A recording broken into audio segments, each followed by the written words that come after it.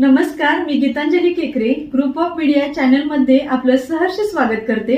पाहूयात आजची एक महत्त्वाची बातमी। आवळीच्या श्री शंकरदादा शिक्षण प्रसारक मंडळाच्या अध्यक्षपदी श्री जयसिंग राघू पाटील यांची बिनविरोध निवड।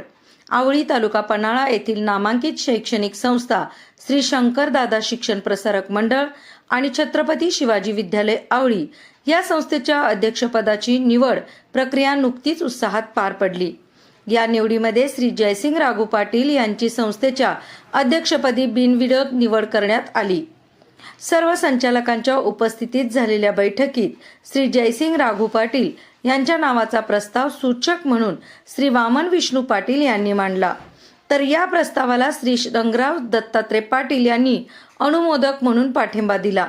इतर कोणताही अर्ज दाखल न झाल्यामुळे निवडणूक निर्णय अधिकाऱ्यांनी श्री पाटील यांची निवड बिनविरोध झाल्याची घोषणा केली।